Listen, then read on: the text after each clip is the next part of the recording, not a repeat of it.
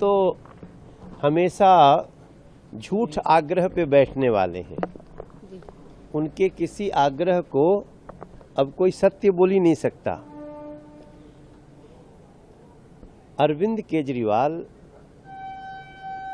कितने तानाशाह हैं, उनको लगता है कि उनका कहा हुआ ही कानून है, उनका दिया हुआ ही जजमेंट है, वही न्याय है। तो ये देश संविधान से चलता है। उनकी जो जिद है कि हम जिसको चाहें वही जज रहें, तो ये तो भारत का संविधान नहीं होने देगा। बाकी देखते हैं क्या होता है। आजकल पश्चिम बंगाल का हर व्यक्ति कहता है कि भय का राज्य हटाओ, भरोसे का राज्य लाओ। भय मतलब टीएमसी ममता दीदी, भरोसा मतलब बीजेपी नरेंद्र मोदी। और आपको बता दूं, मैं रात लौटा हूं, पश्चिम बंगाल में जो अटल जी ने कभी कहा था कमल खिल रहा है।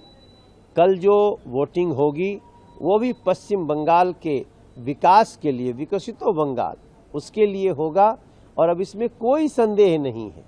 पश्चिम बंगाल की जनता ने ठान लिया है कि हमें बीजेपी को इसलिए लाना है क्योंकि पश्चिम बंगाल की अस्मिता को बचाना है, पश्चिम बंगाल को बचाना। उन तो हमेशा झूठ आग्रह पे बैठने वाले हैं। उनके किसी आग्रह को अब कोई सत्य बोल ही नहीं सकता।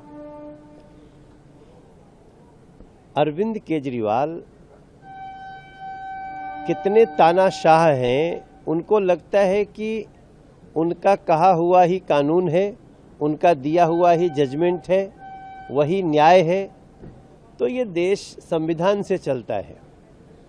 उनकी जो जिद है कि हम जिसको चाहें वही जज रहें, तो ये तो भारत का संविधान नहीं होने देगा।